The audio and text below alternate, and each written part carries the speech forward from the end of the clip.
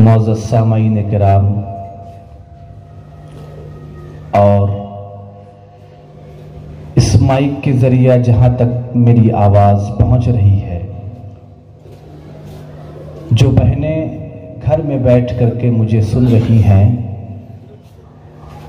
आप तमामी हजरात की खिदमत में अस्सलामु अलैकुम व रहमतुल्लाहि व बरकातहू।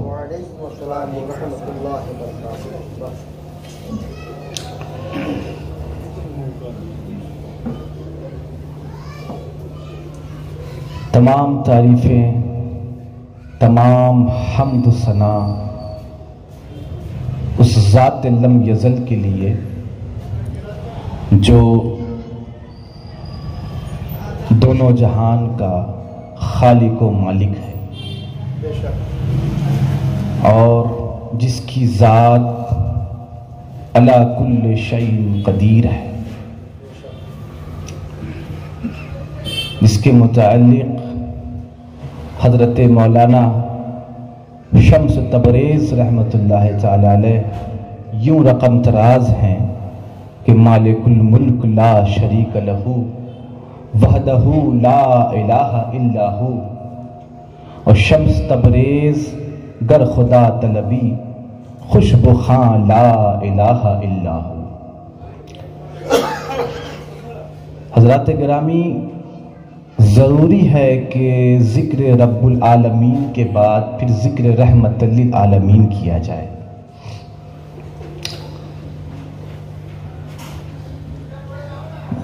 मैं सिर्फ इतना कह सकता हूँ बकौल हज़रत अमीर खुसरो रहमतुल्लाह तआला अलैह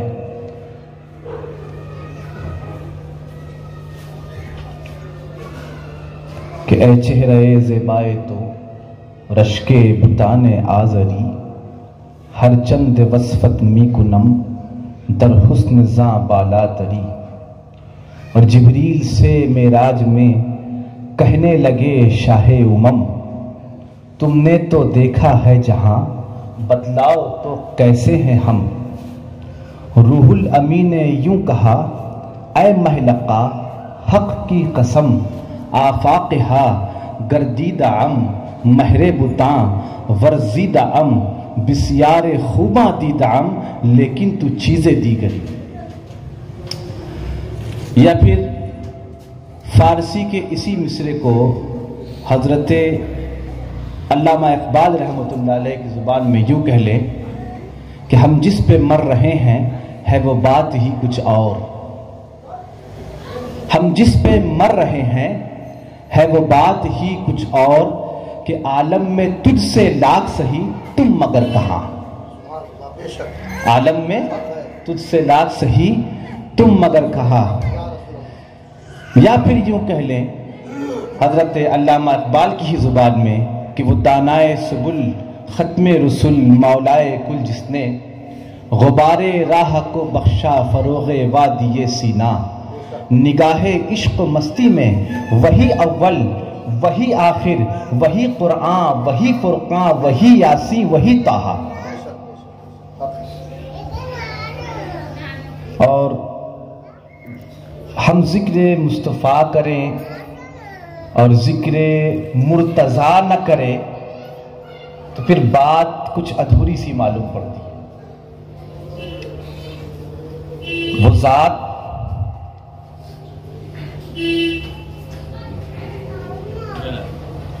कि जिसे खुद आकाए दो आलम सल्लल्लाहु तआला अलैहि वसल्लम ने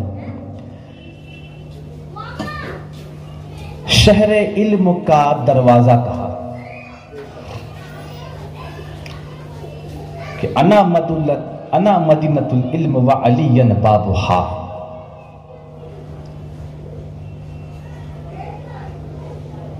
और फिर गदीर खुम के मुकाम पर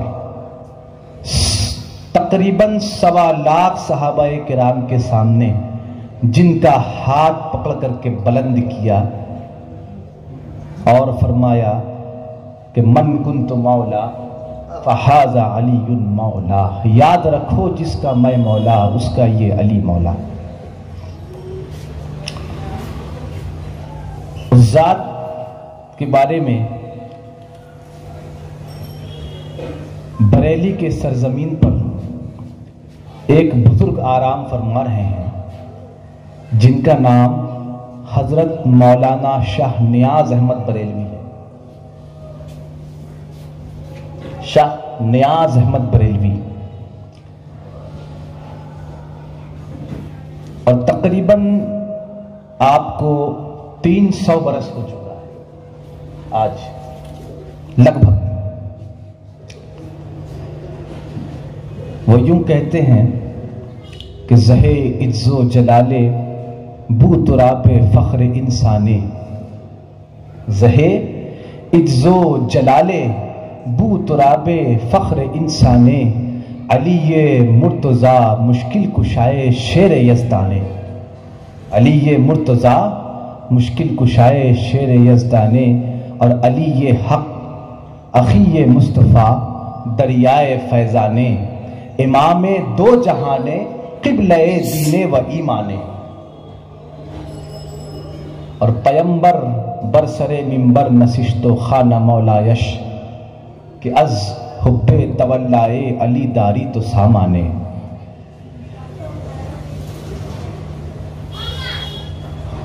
आज हम और आप जिस हस्ती के लिए यहां इकट्ठा हुए हैं, जिस हस्ती की महफिल यहां सजाई गई है, जिस हस्ती के जिक्र से आज हम अपने कल्ब को मुनव्वर करने वाले हैं, वो हस्ती नायब रसूल, अताए रसूल, सुल्तानुल हिंद हुजूर ख्वाजाए खाजगां मोइनुद्दीन हसन संजरी चिश्ती अजमेरी रहमतुल्लाह अलैह की है।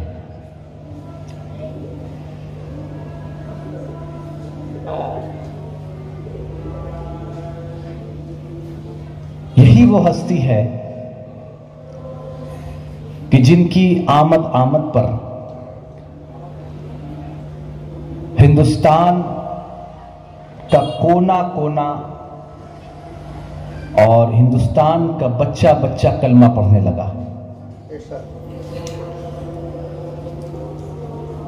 देखें, एक बात कह के जाता हूं, याद रखें कि कोई आपके सामने अगर ये बात कहे कि गरीब नवाज हिंदुस्तान में इस्लाम लेकर के आए, तो ये बात गलत है। इल्मी बात कह रहा हूं, ये बात गलत है। इस्लाम हिंदुस्तान में गरीब नवाज से पहले आ चुका था। इसकी मिसाल यूं है कि गरीब नवाज से पहले भी एक बुजुर्ग लाहौर आ चुके थे जिनका नाम दाता गंज बख्श लाहौरी है रहमतुल्लाह तआला अलैह। असल नाम आपका उस्मान अली हुजवेरी अलमारूफ व दाता गंज बख्श लाहौरी। और दाता गंज बख्श लाहौरी से भी पहले एक बुजुर्ग आ चुके थे जिनका नाम शाह अब्दुल्ला बुखारी रहमतुल्लाह, जो सिंध के इलाके में जिनका मदा शरीफ है, जिनको उस वक्त के जालिमों ने कत्ल कर दिया, और आप शुहदा में भी शामिल हैं और सैयदजादे भी हैं। और आपका जो शिजरा नसब है यानी खानदानी शिजरा, वो सिर्फ 6 वास्तों या 7 वास्तों से होकर के हजरत इमाम हसन मुश्तबा को मिल जाता है। तो आप सोचे कि जिसका शिजरा सिर्फ 6 या 7 वास्तों से होकर के इमाम हसन को पहुंच जाए, वो वली कितने 100 बरस पहले यहां आया हो। बात समझ में आ रही? हुजूर गरीब नवाज का अभी जो उर्स हुआ ये 810वां उर्स था, 810th। और मैं बात कर रहा हूं तकरीबन 1000 बरस पहले, कि आज से 1000 बरस पहले इस्लाम हिंदुस्तान में आ चुका था। अब इसकी एक दूसरी मिसाल देता हूं। आप लोग चूंकि जिस लाइन से जुड़े हैं, कपड़े की लाइन, दर्जी लाइन। बहुत सारे आप लोगों में से होंगे जिनका कारोबार साउथ से चलता होगा, है ना?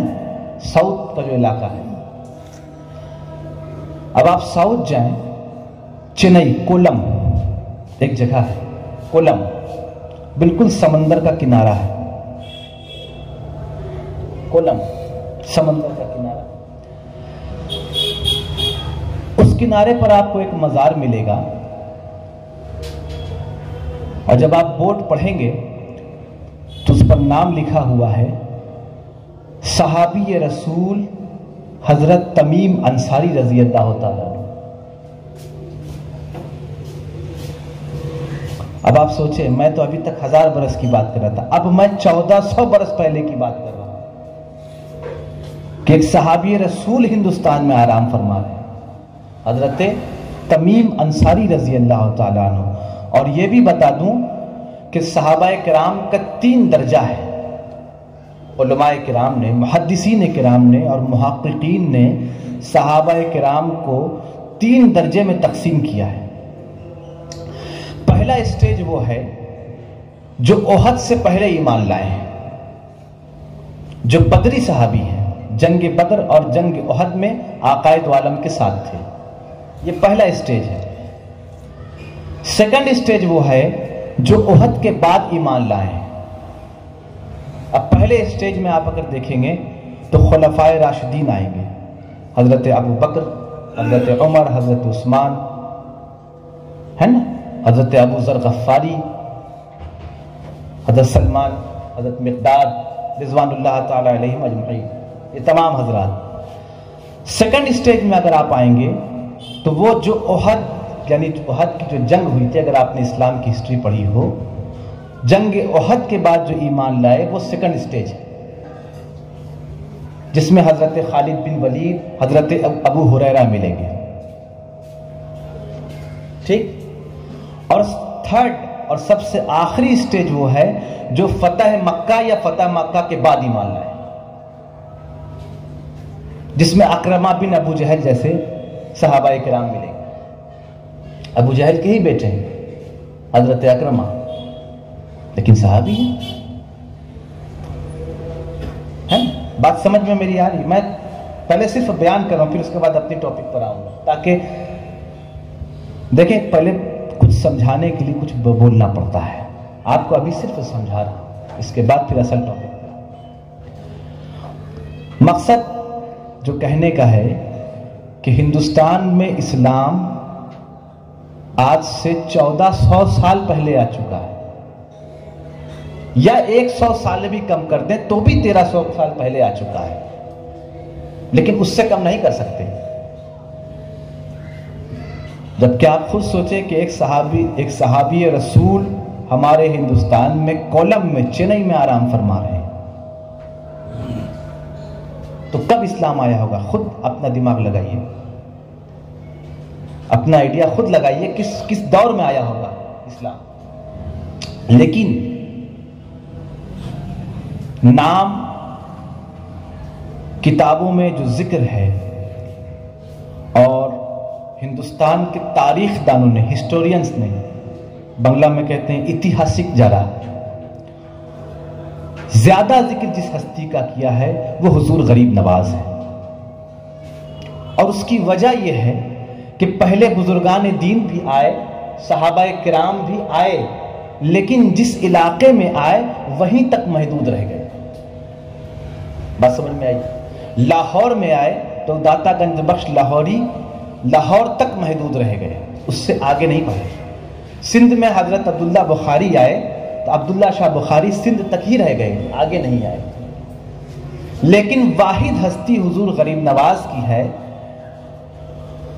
जो हिंदुस्तान आए और सबसे पहले आपका कदम लाहौर ही में पड़ा है। लाहौर होकर के आप दिल्ली आए, दिल्ली से फिर आप अजमेर शरीफ, और आप ही की हस्ती वो हस्ती है कि जिसने हिंदुस्तान के तमाम इलाकों में इस्लाम का बोलबाला किया। ये क्रेडिट जो है ये सिर्फ और सिर्फ गरीब नवाज को हासिल है कि हिंदुस्तान के हर इलाके में आपने इस्लाम को पहुंचाया। बात समझ में आई? पहले जो बुजुर्ग आए अपने अपने इलाके तक महदूद रहे, लेकिन गरीब नवाज पहले वो बुजुर्ग हैं जो अपने इलाके नहीं बल्कि पूरे हिंदुस्तान में इस्लाम का झंडा फहराया। ठीक, अब मैं आपको एक चीज बताऊं कि गरीब नवाज के मुतालिक तकरीर करना या वाज करना बहुत मुश्किल है।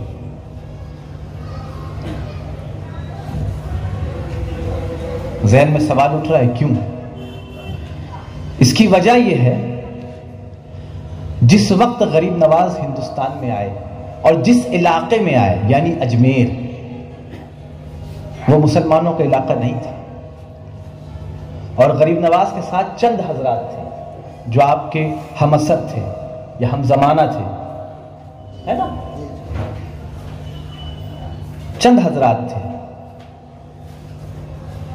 बहुत ज्यादा मैटर लिख करके गरीब नवाज के बारे में इकट्ठा नहीं कर पाए। बाद के तारीख दानों ने, हिस्टोरियंस ने गरीब नवाज के बारे में जो कुछ लिखा वो आज हमारे पास मौजूद है। और यही मामला बिल्कुल इसका बरअक्स है, यानी डिफरेंट है, उल्टा है हुजूर गौस पाक के मामले में। इसलिए कि हुजूर गौस पाक जिस खित्ते में आ रहे हैं वो है बगदाद, इराक का इलाका, जहां मुसलमानों की हुकूमत है, अब्बासी खुलफा की हुकूमत है। तो आपके बारे में यानी गौस पाक के बारे में मैटर्स लिख लिख करके भी बहुत ज्यादा जमा हुए। उस पैमाने में, उस लेवल पर गरीब नवाज के बारे में उतने मैटर जमा नहीं हुए। यही वजह है कि गरीब नवाज के बारे में वाज करना बहुत मुश्किल है। बात समझ में आ रही है? नहीं आ रही तो पूछिएगा।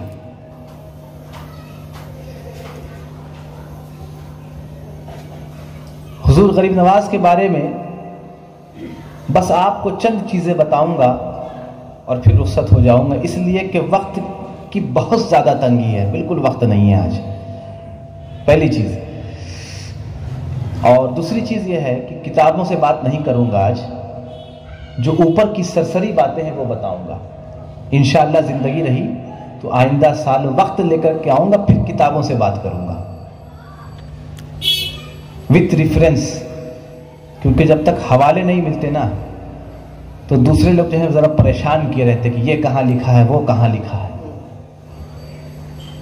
तो बात किताब से हो ताकि दूसरे की भी तशफ़ी हो जाए तो अच्छा लगता है।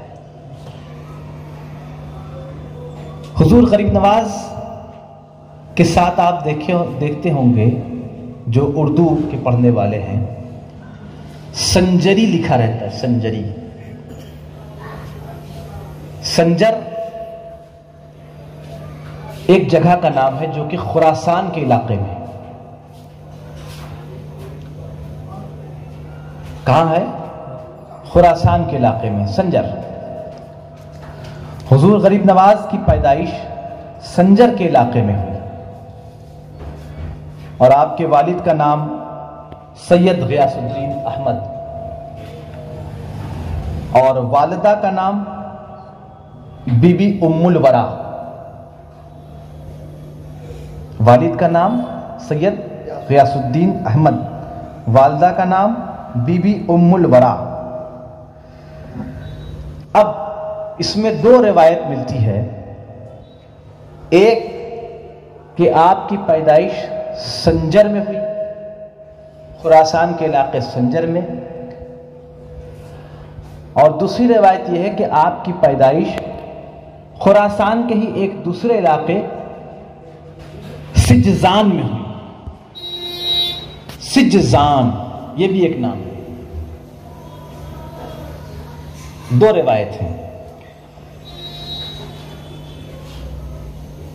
मशहूर आलिम हैं, शायद आप लोगों ने नाम सुना हो, अल्लामा आलम फकरी। अल्लामा आलम फकरी, उन्होंने किताब लिखी ख्वाजगान चिश्त। उस किताब का नाम है किताब का नाम है खाजगाने चिश्त, लिखने वाले अल्लामा आलम फकरी। उस किताब में आपने जो जिक्र किया है पैदाइश का, तो आपने नाम संजर लिखा है कि पैदाइश हुजूर गरीब नवाज की खुरासान के इलाके संजर में। दूसरी किताब है सीरत ख्वाजा गरीब नवाज, सीरत ख्वाजा गरीब नवाज, और इसके लिखने वाले हैं हजरत अल्लामा अब्दुल रहीम साहब कादरी। लिखने वाले का नाम अल्लामा अब्दुल रहीम साहब कादरी। किताब का नाम सीरत ख्वाजा गरीब नवाज। उसमें जो आपने जिक्र किया है तो संजर नहीं बल्कि सिजजान का जिक्र किया कि आपकी पैदाइश सिजजान में हुई। इसलिए बहुत लोग गरीब नवाज के नाम के साथ संजरी लिखते हैं और कुछ लोग गरीब नवाज के नाम के साथ सिजजी लिखते हैं, लेकिन जो कवी रिवायत है, जो मजबूत रिवायत है, वो संजर की ही है। इसलिए मैं इसको कवि कह रहा हूं कि हिंदुस्तान के बहुत बड़े हिस्टोरियन हैं, ऐतिहासिक हिस्टोरियन, जो मजहबन तो शिया है लेकिन हिस्टोरियन है, इसलिए मैं उनकी किताब का हवाला दे रहा हूं।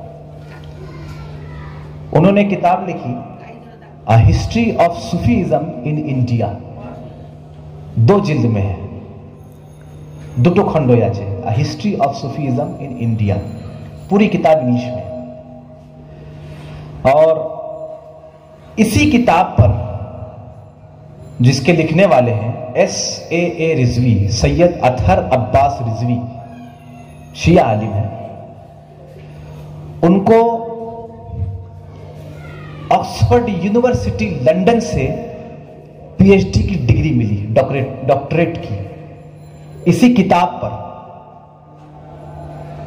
इस किताब में भी आपने संजर का ही जिक्र किया है। अब मैं तारीखी बात कर रहा हूं, ठीक है सर। दूसरी चीज, एक और हिस्टोरियन है जो बांग्लादेश में रहते हैं, डॉक्टर इनामुल हक, बहुत बड़े हिस्टोरियन है डॉक्टर इनामुल हक। आपने भी किताब लिखी है अ हिस्ट्री ऑफ सूफीज्म इन बंगाल। वो जो मैंने पहले नाम लिया a history of Sufism in India, पूरे इंडिया की बात थी। और दूसरी किताब का जो मैं नाम ले रहा हूं अ हिस्ट्री ऑफ सूफीज्म इन बंगाल, जिसमें आपने बिलखुसूस बंगाल के उस खित्ते का जिक्र किया है जो पुराना असल बंगाल है, यानी मालदा। आपका कलकत्ता, हमारा कलकत्ता, तो ये तो नई चीज है, ये ब्रिटिश गवर्नमेंट के वक्त की चीजें हैं या उससे कुछ सालों के पहले की चीजें हैं। असल जो पुराना बंगाल है आपका, वो मालदा है। आज भी आप जाएं तो बादशाहों की बनाई हुई चीजें आज भी नजर आती। मैं गया हूं, मैंने खुद अपनी आंख से सारी चीजें देखी हैं। और बंगाल के चिश्ती सूफिया का जिक्र किया है उस किताब में, चिश्ती सूफिया का बिलखुसूस, जिसमें 3 नाम उन्होंने बहुत कई जगह लिए और बड़े अदब और एहतराम से लिए। 3 बुजुर्गों का जिक्र किया, बंगाल के 3 चिश्ती बुजुर्गों का, बड़े। पहला नाम ख्वाजा उस्मान अखी सिराज रहमतुल्लाह अलैह, ठीक। दूसरा नाम हजरत शाह अलाउल हक पांडवी रहमतुल्लाह अलैह, और तीसरा नाम हजरत शाह अलाउल हक के ही बेटे हजरत शाह नूर कुतुब आलम पांडवी रहमतुल्लाह, जो आपके बेटे भी हुए और आपके बाद आपके जानशीन और कायम मुकाम भी हुए। उस किताब में जहां आपने सिलसिला चिश्तिया के फाउंडर की बात की है, फाउंडर समझते हैं, मैं इंग्लिश में बोल रहा हूं, फाउंडर मतलब जिसने बुनियाद रखी हो। हिंदुस्तान में सिलसिला चिश्तिया के फाउंडर गरीब नवाज हैं, लेकिन अकॉर्डिंग टू द बुक, किताब के लिहाज से पूरे वर्ल्ड बेसिस पर सिलसिला चिश्तिया के फाउंडर गरीब नवाज नहीं है। ये बात आपको नहीं मालूम होगी। वर्ल्ड बेसिस पर सिलसिला चिश्तिया के जो फाउंडर हैं मेन, वो ख्वाजा मौदूद चिश्ती रहमतुल्लाह अलैह हैं, जिनका मज़ार हिरात अफगानिस्तान में है। जो असल चिश्त का इलाका है, वो जगह है जिसका नाम चिश्त है, जिसकी वजह से आज ये सिलसिला चिश्तिया हो गया है। समझ में आई बात? तो आपने जहां फाउंडर का जिक्र किया है डॉक्टर इनामुल हक ने, हिंदुस्तान में फाउंडर कौन है, तो फिर वहां का नाम लिखा है मोइनुद्दीन हसन चिश्ती। और पैदाइश का जिक्र भी उस किताब में भी संजर का ही किया है। इसलिए मैं कह रहा हूं कि ज्यादा कवी रवायत जो है वो संजर की है। मैंने हवाले के साथ आपको पेश कर दिया, हवाई फायरिंग नहीं, विथ रेफरेंस। बहुत खूब, सुभान अल्लाह, सुभान अल्लाह। ठीक, अब हम गरीब नवाज को अताए रसूल क्यों कहते हैं? टाइटल होता है ना भाई, बुजुर्गों के नाम के साथ टाइटल होता है। आप हुजूर गौस सकलैन को नाम क्या है? मोहिउद्दीन अब्दुल कादिर जिलानी, यही तो नाम है ना? अब उसमें हम जो अलग से जोड़ते हैं, गौसुल आजम, गौसुल अगियास, गौस सकलैन, कुतुबुल अख्ताब, कुतुबुल इरशाद, ये सारे क्या है? टाइटल्स हैं। ये टाइटल्स हैं, नाम नहीं है, ये टाइटल्स हैं। जैसे मैं जब दुआ मांगता हूं यहां आपके यहां खानकाह में, तो मैं एक टाइटल जोड़ता हूं हबीब खैरुल वरा, तो ये टाइटल हुआ। उसके बाद नाम लेता हूं हजरत मौलाना शाह हबीबुर रहमान रहमतुल्लाह तआला अलैह, तो नाम है हबीबुर रहमान, हबीब खैरुल वरा जो है वो टाइटल हुआ। इसी तरह से हुजूर गरीब नवाज के नाम के साथ अताए रसूल जो टाइटल जोड़ा जाता है, क्यों जोड़ा जाता है? कभी आपने इस तरफ तवज्जो दी है?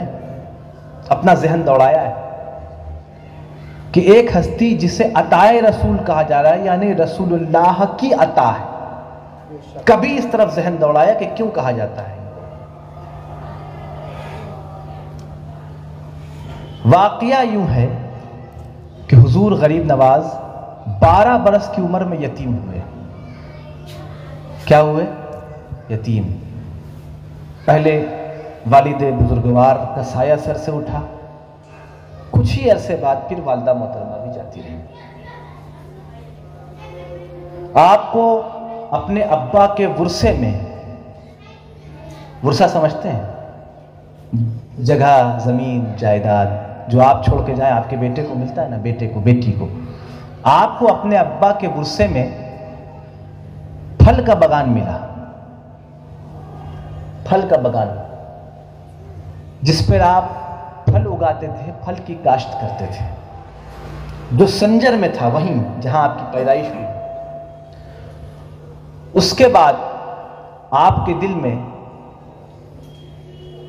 इश्क इलाही का जज्बा यूं उभरा और ऐसा गालिब हुआ कि आप तलाश मुर्शिद में निकल पड़े कि कोई एक मुर्शिद मिल जाए। मैं बिल्कुल शॉर्ट में बोल रहा हूं क्योंकि वक्त नहीं है, वरना मैं चाहूं तो अभी पूरी रात खत्म कर सकता हूं सिर्फ इसी टॉपिक पर। तलाश मुर्शिद में निकले और आपकी मुलाकात किनसे हुई? आपके पीर मुर्शिद ख्वाजा उस्मान हारूनी रहमतुल्लाह। अब मैं एक बात बताऊं, असल लफ्ज हारून नहीं है। आप जो पुरानी किताबें उठा करके पढ़ेंगे ना, असल लफ्ज जो है वो हरवनी है। ख्वाजा उस्मान हरवनी। हरवन एक जगह है उसी खुरासान के खिते की। हरवन नाम की एक जगह है जिसकी वजह से आपको कहा जाता था ख्वाजा उस्मान हरवनी रहमतुल्लाह अलैह। अब ये हारूनी कैसे हो गया कि देखिए, कोई कुछ नाम ऐसे होते हैं ना जो जुबान पे बोलते बोलते बोलते बोलते फिर वो चेंज होते चले जाते हैं। जैसे आपका कलकत्ता, कलकत्ता का एक इलाका जिसका नाम सियालदाह, अब वो सियालदाह नहीं है, असल नाम जो है उसका सियारदेह है। ये फारसी लफ्ज है। बादशाह बंगाल जो मालदा में था, बादशाह बंगाल जब इस इलाके में आए, इस इलाकों को फतह करने के लिए, जीतने के लिए, कलकत्ता के, उस जमाने में तो कलकत्ता था नहीं, तो सियालदा आज जो जगह है उसी जगह पर रुके, और सियार होता है ना, सियार जानवर, वहां सियार बहुत था, सियार बहुत बोलता था। तो आपने बादशाह ने अपने गुलामों से पूछा कि बताओ ये कौन सी जगह है, ये जाए कीस थी, ये कौन सी जगह है? तो गुलामों ने कहा हुजूर सियारदे अस्त, कि ये सियारों के रहने की जगह है, इंसानों के नहीं। तो वो सियारदे से होते होते बोलते बोलते आज हो गया सियालदा। अब तो अल्लाह की पनाह है कि बस के कंडक्टर अब चियालदा बोलने लगे हैं। अब पता नहीं इसके बाद और क्या क्या होने वाला है नाम। कलकत्ता में एक जगह है जहां का नाम है दरगाह रोड। अब उसकी खराबी हो रही है, उसको लोग कह रहे हैं दुर्गा रोड। मैं एग्जाम्पल दे रहा हूं, मिसाल दे रहा हूं, इस तरह से खराबी होती है, बदल जाते हैं नाम। उसी तरह से हरवनी मुंह पे जबान पे कहते कहते कहते वो हारूनी हो गया। अब देखें, बुजुर्गों का एक तरीका होता है कि चीजों को आसान कर देते हैं। अब हर कोई हरवनी बोल भी नहीं पाएगा, तो बुजुर्गों ने ही इसको आसान कर दिया कि चलो हरवनी को हारूनी कर दिया जाए। तो आपकी मुलाकात, चलिए मैं वही कह देता हूं, आपकी मुलाकात ख्वाजा उस्मान हारूनी से। ख्वाजा उस्मान हारूनी आपको अपने साथ मक्कतुल मुकर्रमा ले गए, और हुजूर गरीब नवाज का फेल ये था कि गरीब नवाज यूं ही गरीब नवाज नहीं बन गए, पहले बहुत गरीब नवाजी की है तब जाके गरीब नवाज बने। सिर्फ 20 साल तक, कितना 20 साल तक सिर्फ अपने शेख का बिस्तर सर पे उठा के ढोते रहे। जहां जहां पीर जाते थे अपने शेख के साथ चलते थे, और अपने शेख का बिस्तर अपने सर पे रख करके ढोके चलते रहते थे, एक कूली की तरह। 20 साल तक अपने पीर की खिदमत की है, तब जाकर के मोइनुद्दीन हसन गरीब नवाज हुए।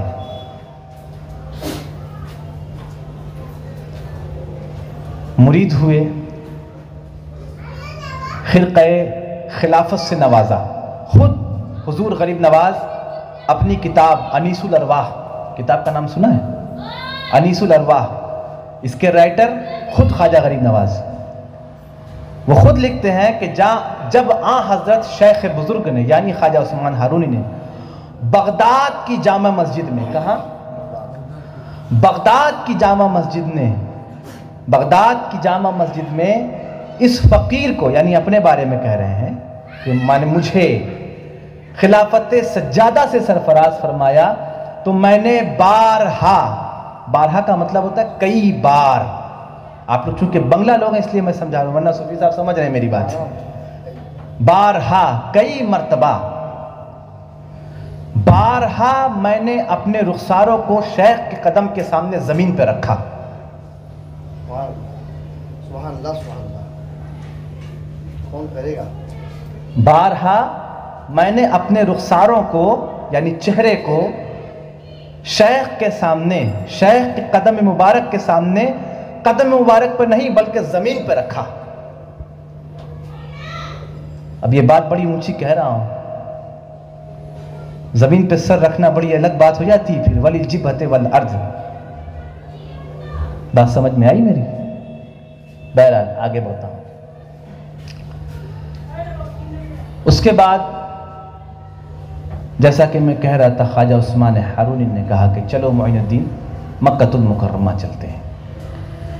अपने साथ लेके गए, हाथ पकड़ के आगे किया, और ख्वाजा उस्मान हारूनी बिल्कुल काबा शरीफ के सामने, आप डिस्टेंस ये जान लें कि एक हाथ का डिस्टेंस, इससे ज्यादा नहीं, दीवार है काबा की, ख्वाजा उस्मान हारूनी खड़े हैं। आपने दुआ के लिए हाथ उठाया और ये कहा कि ए बारी ताला, मैं तेरी बारगाह में आया हूं अपने इस मुरीद को लेकर के, मौला तू मेरे मोइनुद्दीन को कबूल कर ले। मौला तू मेरे मोइनुद्दीन को कबूल कर ले। गैब से सदा आई, हातिफे गैबी ने सदा दी, अल्लाह की तरफ से गैब से सदा आई कि जा तेरे मोइनुद्दीन को कबूल किया। जाओ तुम्हारे मोइनुद्दीन को कबूल किया। फिर अल्लाह की तरफ से हुक्म हुआ कि अब मदीना जाओ। अब कहां जाओ? अब मेरे महबूब के पास जाओ। मैंने कबूल तो कर लिया, कबूल तो कर लिया, बांटने का हिस्सा मैंने उसके पास रखा है, जाओ वहां जाकर के ले। क्योंकि हदीस मुबारक है, खुद आक़ाए दो आलम ने फरमाया है कि मैं कासिम हूं, यानी बांटने वाला हूं, है ना? अल्लाह देता है, मैं बांटने वाला हूं। देने वाली जात रब्बे कदीर की, और मैं बांटने वाला हूं। अब मक्कतुल मुकर्रमा से मदीना मुनव्वरा गए, थोड़ा सा 15 मिनट, क्योंकि बात फिर अधूरी रह जाएगी नहीं तो। कहां गए? मदीना मुनव्वरा तशरीफ ले गए। वहां भी हाथ पकड़ा, आगे किया और फरमाया मोइनुद्दीन सलाम करो। मोइनुद्दीन सलाम करो। हुक्म कौन दे रहा है? शेख, पीर। हुजूर गरीब नवाज ने सलाम किया, अस्सलामु अलैका या रसूलुल्लाह, अस्सलामु अलैका या रसूलुल्लाह। अब किताबों में दो रिवायत है, माना दोनों का एक ही है, लेकिन अल्फाजों के फर्क के साथ, कि कब्र रसूल से, मज़ारे रसूल से आवाज आती है, वालेकुम अस्सलाम ऐ सुल्तानुल हिंद, वालेकुम अस्सलाम ऐ हिंद के सुल्तान, है। और दूसरी रिवायत आती है कि वालेकुम अस्सलाम ऐ मोइनुल हिंद। लेकिन फिर मैं कह दूं कि ज्यादा मजबूत रिवायत जो है वो सुल्तानुल हिंद वाली है। वहां क्या था? कबूल करवाना था बारगाह रब्बुल आलमीन में, तो कबूलियत हो गई। अब यहां हिंद की सुल्तानी मिलनी थी, इसलिए रब्बे कदीर ने वहां भेजा, जाओ वहां जाकर के सुल्तानी ले लो, तुम्हारा हिस्सा मैंने वहां रख रखा है, बस तुम्हें लेने की देर है, जाओ। सुभान अल्लाह, सुभान अल्लाह।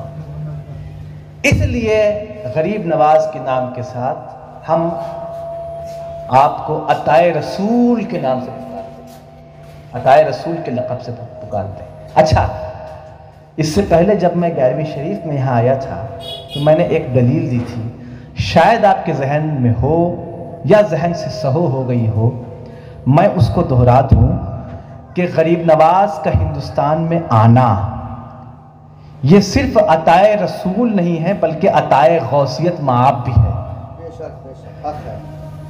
इसलिए कि अल्लामा शतूफी अश-शाफ़ई रहमतुल्लाह अलैह बहुत बड़े आलिम हैं, अहले सुन्नत वल जमात के बहुत बड़े आलिम हैं, मसलकन आप शाफ़ई हैं। अल्लामा शतूफी अश-शाफ़ई रहमतुल्लाह अलैह अपनी किताब बहजतुल असरार में लिखते हैं कि जब गरीब नवाज बगदाद तशरीफ ले गए तो वहां आप हुजूर गौस पाक की सोहबत में 57 दिन रहे। कितने दिन?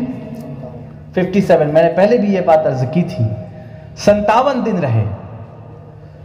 वहां से इक्तिसाब फैज किया, वहां से भी फैज लिया, हुजूर गौस पाक से भी फैज लिया। उसके बाद आपने अपनी ख्वाहिश जाहिर की, गरीब नवाज ने, कि मदीना तैयबा से हिंद की सुल्तानी तो मिल चुकी है, यहां से कुछ और अर्ज करूं तो शायद ये वो यहां से कुछ और मिल जाए। अब आप देखें कि गरीब नवाज का अकीदा, अब अकीदा देखें कि हुजूर गौसुल आजम की हस्ती इस कदर बुलंद व बाला कि आप जिसको चाहे जो अता कर दें, ये मेरा नहीं, ये गरीब नवाज का अकीदा है। और फिर गरीब नवाज कहते हैं हुजूर गौस पाक से कि या गौस सकलैन, आपने इस फकीर की बड़ी खिदमत की, लेकिन अब इराक मुझे सौंप दें। मांग कौन रहा है? गरीब नवाज। किससे मांग रहे हैं? गौस पाक से। ये गरीब नवाज का अकीदा है कि हुजूर गौस पाक की हस्ती वो हस्ती है कि जिसे जो चाहे अता कर दे। मेरा अकीदा नहीं, मैं तो गरीब नवाज के रास्ते पर चल रहा हूँ सिर्फ। भाई हम हिंदुस्तान में रहते हैं, हमारे सरकार, हमारा हेडक्वार्टर सब कुछ तो अजमेर है। जो गरीब नवाज ने जो राह दिखा दी, जिस राह पे चला दिया, बस हम उसी रास्ते पे चल रहे हैं। उन्होंने भी गौस से मांगा, हम भी गौस से मांगते हैं, है ना। आपने क्या इराक मांगा तो हुजूर गौस पाक ने फरमाया, मुस्कुराने लगे, मुस्कुरा करके फरमाया, मोइनुद्दीन, इराक में शहाबुद्दीन सोहरवर्दी को दे चुका हूं। इराक में शहाबुद्दीन सोहरवर्दी को दे चुका हूं। ऐसा करो तुम हिंद ले लो,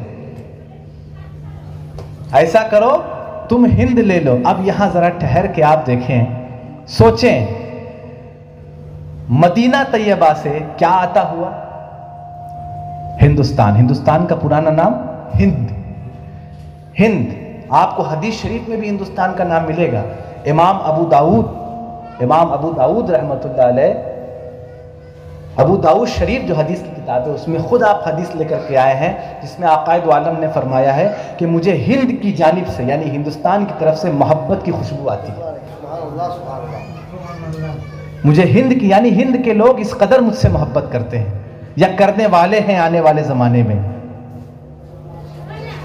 हिंद की जानिब से मुझे मोहब्बत की बू आती है।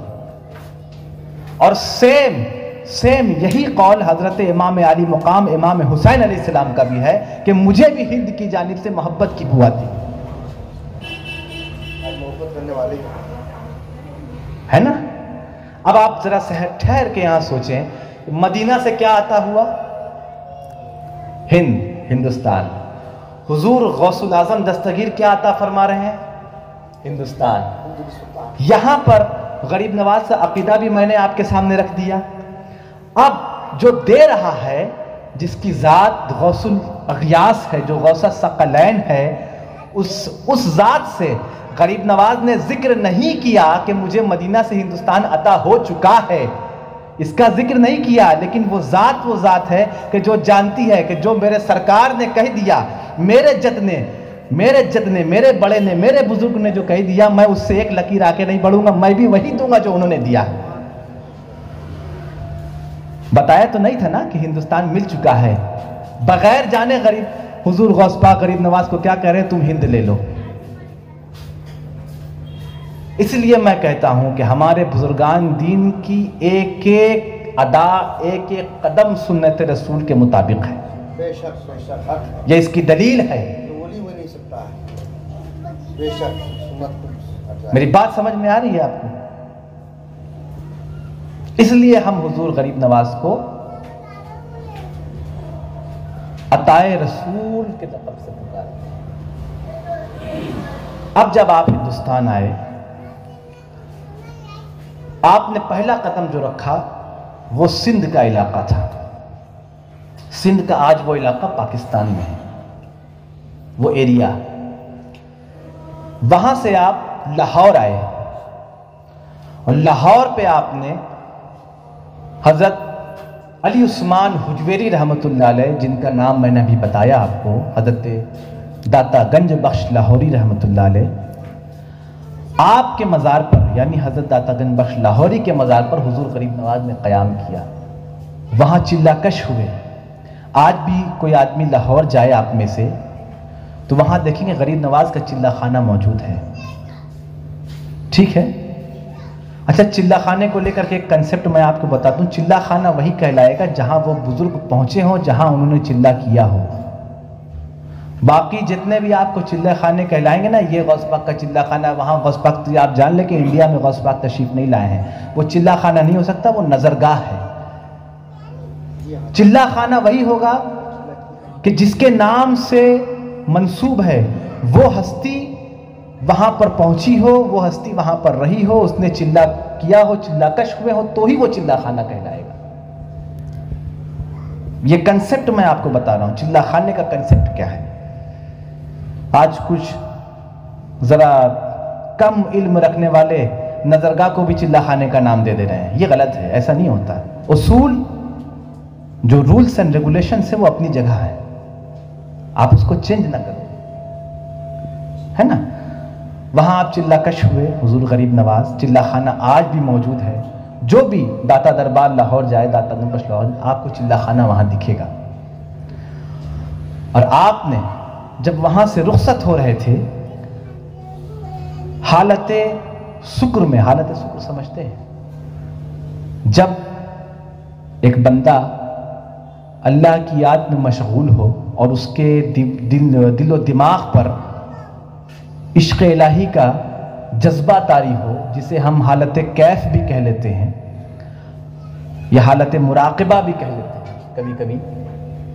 हालत शुक्र में और मुराक़बे की हालत में आपने यानी हुजूर गरीब नवाज ने अपनी ज़ुबान मुबारक से बरजस्ता ये फरमाया हुजूर दाता गंज बख्श के लिए कि गंज बख्श फैज़ आलम मजहरे नूरे खुदा ना के सारा पीर कामिल कामिलारा रहनुमा। कि गंज बख्श फैज़ आलम, आप पूरे आलम को फैज़ देने वाले हैं। गरीब नवाज फरमा रहे हैं हुजूर दाता गंज बख्श लाहौरी रहमतुल्लाह अलैह के लिए कि आप पूरे आलम को फैज़ देने वाले हैं। गंज बख्श फैज़ आलम मजहरे नूरे खुदा, और अल्लाह के नूर के मजहर हैं।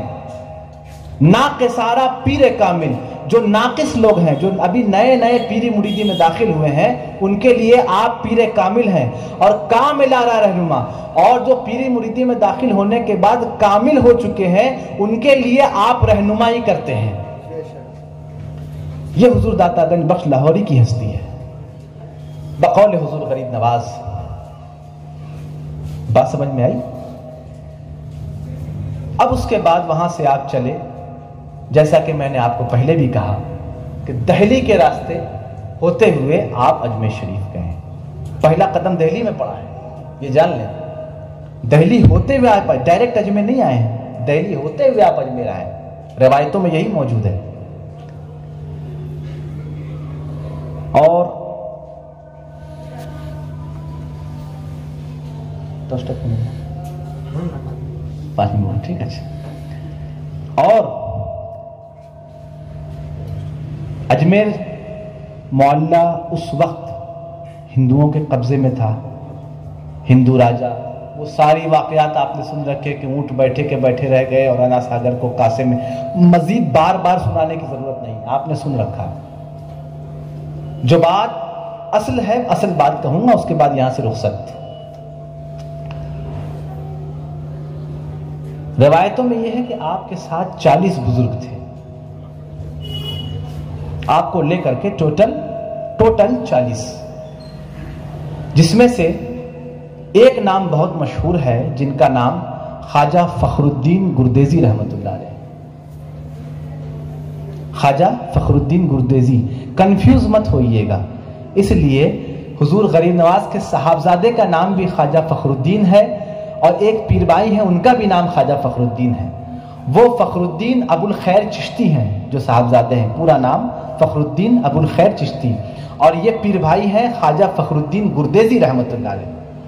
अजमेर शरीफ में आपको जितने भी खुद्दाम मिलेंगे, खादिम, वो सारे के सारे खुद्दाम जो हैं ये ख्वाजा फखरुद्दीन गुरदेजी की औलादों में।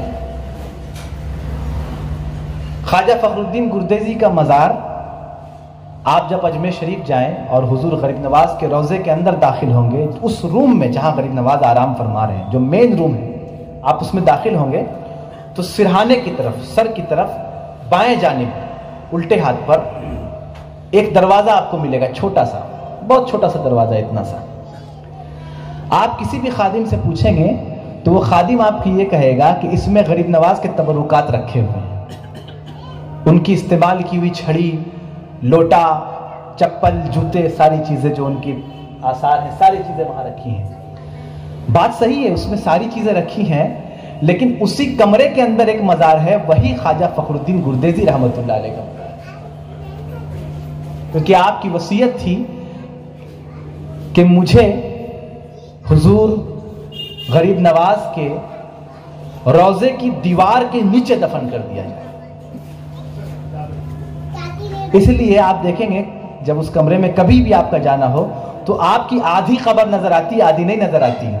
आधी बाहर है और आधी दीवार के नीचे दबी हुई है। पूरी कब्र नहीं नजर आएगी उसमें, वो वसीयत थी आपकी। यहां आने के बाद ख्वाजा गरीब नवाज क़द्दस सर्रहुल अजीज ने 60 बरस तक निकाह नहीं किया। कितना? 7 नहीं, 7 इयर्स नहीं, 60 बरस तक। कुछ उलमा ने लिखा है आपने पहला निकाह 59 बरस की उम्र में किया, 59। कुछ ने लिखा है 60 में, कुछ ने लिखा है 61 में, कुछ ने लिखा है 62 में। अलगरज अगर सबको जोड़ दिया जाए तो एक नतीजे की बात यही निकलेगी कि जो भी हो 60 के आसपास, अब वो 59 हो, 61 हो, 62 हो, कुछ भी हो, 60 के आसपास पहला निकाह, वो भी हुक्म नबवी पर कि एक रोज आप सो रहे हैं और ख्वाब में आकाए दो आलम सल्लल्लाहु ताला अलैहि वसल्लम तशरीफ लाते हैं और फरमाते हैं कि मोइनुद्दीन, मेरी हर सुन्नत पे अमल कर रहे हो, एक सुन्नत क्यों छोड़ के रखा है? पूछने लगे या रसूलल्लाह कौन सी सुन्नत? बोले निकाह क्यों नहीं करते? मोइनुद्दीन निकाह करो। तो जब तक बारगाहे नबवी से हुक्म नहीं हुआ तब तक निकाह भी नहीं किया। ये हमारे औलिया किराम है। एक उनके औलिया हैं, पता नहीं कैसे हैं, हम एक हमारे औलिया हैं जो ऐसे हैं, है ना? सही कह रहा हूं ना? आपने पहला निकाह जो किया, आपकी पहली जो वाइफ थी, पहली बीवी, उनका नाम था बीबी अस्मतुल्लाह। बीबी अस्मतुल्लाह। फिर उसके बाद जब शहाबुद्दीन मोहम्मद गौरी ने हिंदुस्तान पे हमला किया और उस इलाके को, दिल्ली और अजमेर के इलाके को उसने जीता, तो जंग का एक उसूल होता है कि जो पार्टी जीत जाती है वो सामने वाली की सारी चीजों पे कब्जा कर लेती है, उसको माले गनीमत कहते हैं। तो उसमें सारी चीजों पे कब्जा हो गया। बादशाह भी थे, बादशाह की घर की औरतें भी थी, बेटियां भी थी। जो राजा था, राजा की बेटी थी।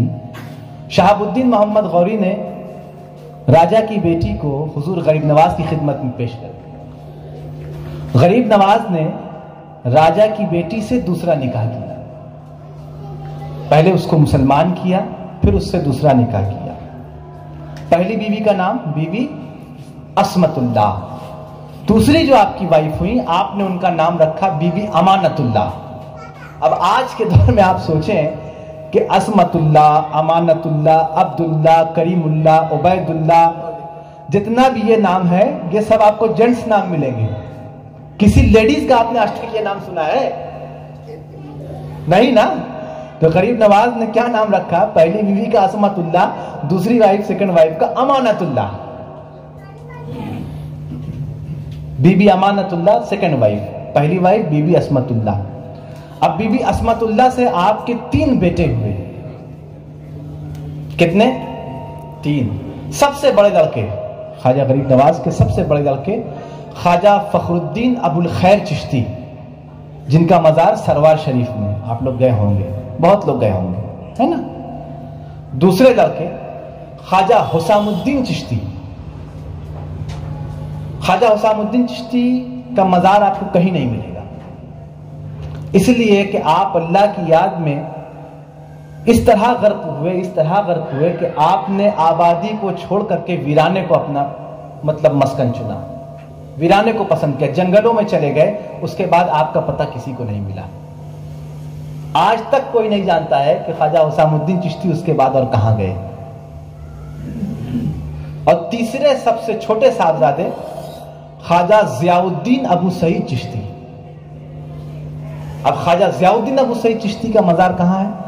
जो लोग अजमेर शरीफ गए, मैं आपको बताऊं कि आप गरीब नवाज के रोजे से बाहर निकलेंगे, पैर की तरफ से, पैताने की तरफ से, जहां आपकी बेटी भी है, पैताने से आप निकलें और सीधा बिल्कुल जो ऊपर चढ़ान है, 2-3 सीढ़ी चढ़ करके उस पर आप चढ़ जाएं। वहां पे आपको 2 मजार नजर आएंगे। एक वाइट है, बिल्कुल संगे मरमर संगमरमर जो पत्थर होता है, व्हाइट मार्बल का बना हुआ। दूसरा एक मजार जिसपे गोल्डन कलर किया हुआ है, और दोनों के ऊपर जो छोटा छोटा 2 गुंबद है, दोनों व्हाइट है। तो पहला आपको जो मजार मिलेगा जिसकी दीवारों पर कोई कलर नहीं है बल्कि ओनली व्हाइट मार्बल है, संगमरमर से सफेद मार्बल है, वही मजार जो है गरीब नवाज के छोटे साहबजादे ख्वाजा जियाउद्दीन अबू सईद चिश्ती रहमतुल्लाह अलैह का है। मैं समझता हूं आप लोग गए हैं, लेकिन बहुत लोग जानते तक नहीं ये बात है ना।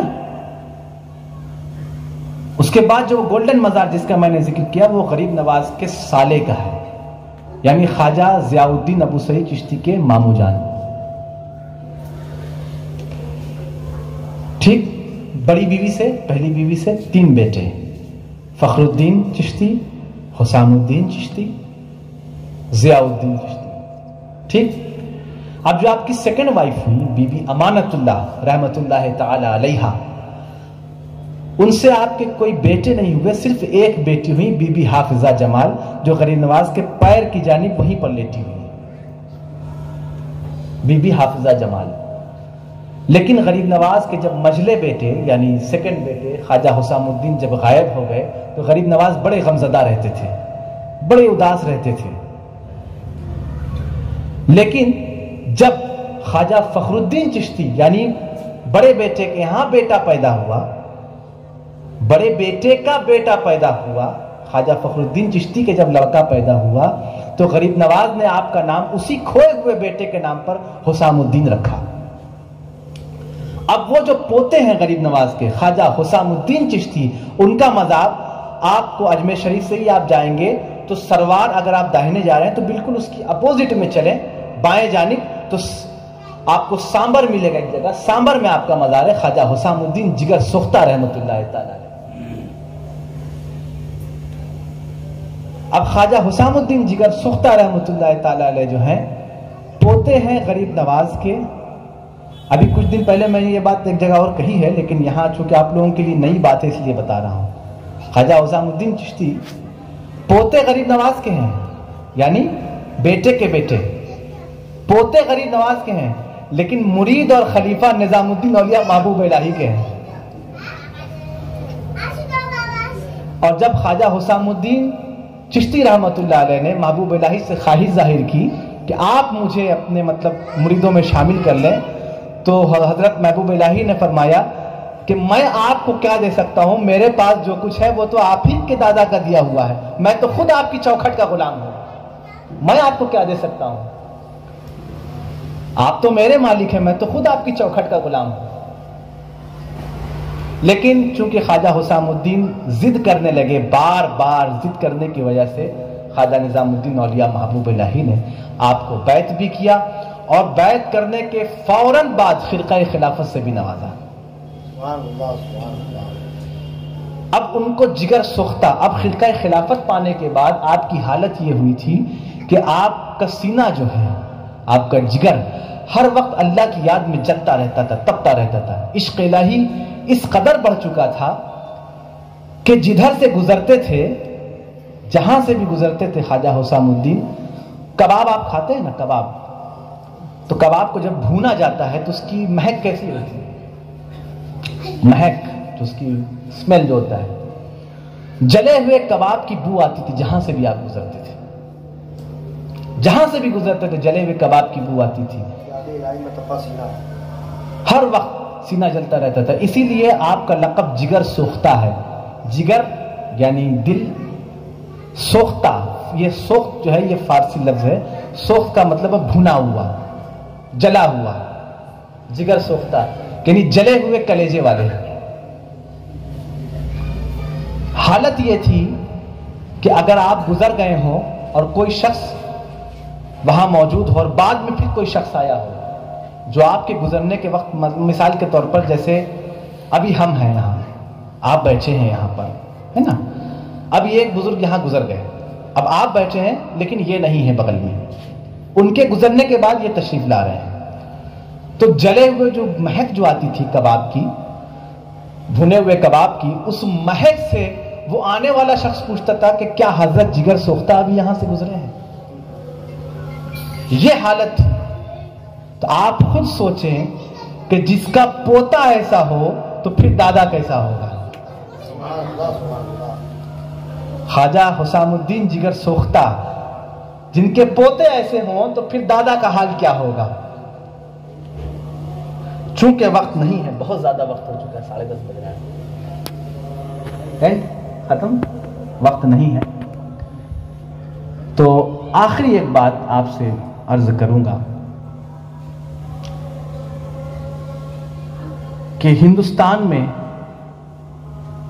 सिलसिला चिश्त की बुनियाद रखने वाले ख्वाजा गरीब नवाज, आपने इस्लाम का बोलबाला अजमेर, दहली और उस खिते में कर दिया। अब जो खिते बाकी रह गए थे आपके ज़माने में, वो दक्कन का इलाका था, कर्नाटक वगैरह, दक्कन, बंगाल, ये 2 जगह बाकी रह गई थी। और जो इलाके, खुल्दाबाद, महाराष्ट्र का जो इलाका है, खुल्दाबाद वगैरह, जो इलाके जहां जहां बाकी रह गए थे, सिलसिला चिश्तिया को हिंदुस्तान के हर कोने में, कोना समझते हैं, एक एक कोना, एकदम जगह जगह, कोने कोने में पहुंचाने में जिस हस्ती का हाथ है वो सुल्तानुल मशाइख ख्वाजा निजामुद्दीन औलिया महबूब इलाही। आपने हजरत ख्वाजा नसीरुद्दीन महमूद चिराग दहलवी रहमतुल्लाह अलैह को खिलाफत दिया और खिलाफत देकर के ये कहा कि मेरी जगह पर बैठो, अपना कायम मकाम बनाए, यानी दहली की सल्तनत आपके हवाले की। ख्वाजा महबूब इलाही ने दहली का जो इलाका था वो हजरत नसीरुद्दीन चिराग दहली के हवाले किया।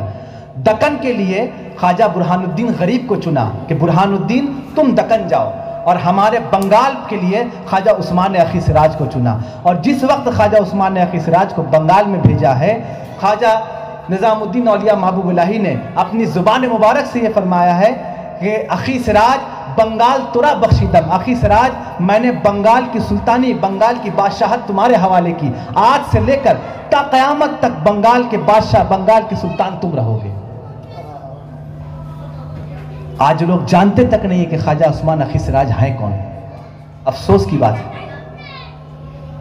आप मालदा जाइए, मालदा के इलाके सादुल्लापुर जाइए, ख्वाजा उस्मान अखी सिराज यही हमारे बंगाल में मालदा में आराम फरमा रहे हैं। ज़्यादा वक्त नहीं लगेगा, रात में बैठिए ट्रेन में, सवेरे उतर जाइए, 7 घंटे का रास्ता है ओनली। मैं गया हूँ, मेरी 2-3 मरतबा हाजिरी हुई है। और मैं अगर अपनी दिली कैफियत आपसे शेयर करूँ तो ख्वाजा हुसामुद्दीन जिगर सोख्ता रहमतुल्लाह अलैह के मज़ार शरीफ पर यानी सांभर में, और हज़रत ख्वाजा उस्मान अखी सिराज रहमतुल्लाह अलैह के मज़ार शरीफ पर यानी सादुल्लापुर मालदा में, जब मैं गया हूँ मेरी आँख से आंसू रवा थे। मैं खामोश बैठा था, मेरी ज़ुबान नहीं खुल रहा था कि मैं अर्ज़ क्या करूँ, अब बस सिर्फ आँख से आंसू निकल रहे थे और कुछ नहीं। आप मालदा जाएं, किसी भी रिक्शे वाले को, किसी को भी पकड़ें, और वहाँ अगर आप कहेंगे ना कि मुझे ख्वाजा उस्मान अखी सिराज के मज़ार पे जाना, तो कोई रिक्शे वाला आपको नहीं लेकर के जाएगा। नाम कोई नहीं जानता। वहाँ आपको कहना होगा कि दरगाह पीराने पीर ले चलो, पीराने पीर के मज़ार पे ले चलो। पूरे मालदा में ख्वाजा उस्मान अखी सिराज को लोग पीराने पीर कहते हैं। हम तो पीराने पीर रोशन ज़मीर किसी और को कहते हैं, पूरे मालदा में पीराने पीर ख्वाजा उस्मान अखी सिराज को कहते हैं। ये एहसान है हजरत महबूब इलाही का, ये एहसान है हम बंगाल के लोगों पर कि आपने ख्वाजा उस्मान अखी सिराज जैसी हस्ती को यहाँ भेजा है, कि उनको सुल्तान बंगाल बनाया है कि तुम बंगाल के सुल्तान हो, बंगाल की सुल्तानी मैंने तुम्हारे हवाले की। मैं आप हजरात के लिए दुआ करूंगा, आप मेरे लिए दुआ कीजिए कि हमारा खात्मा जो आखिरी वक्त हो, हमारा खात्मा बिल खैर हो, और हमारे खात्मे के वक्त हमें दीदार रसूल और इन औलियाए किराम का दीदार नसीब हो। रसूल, अहले बैत और औलियाए किराम का दीदार नसीब हो, और अल्लाह यहाँ से लेकर हश्र तक, यहाँ से लेकर रहती दुनिया तक, हश्र तक जो जजमेंट डे है, जिस दिन हमारा हिसाब व किताब, हमारे अमाल खोले जाएंगे, उस वक्त तक हमारा ईमान इन औलिया किराम के रास्ते पर कायम रहे। वमा अलैना इल्लल बलागुल मुबीन।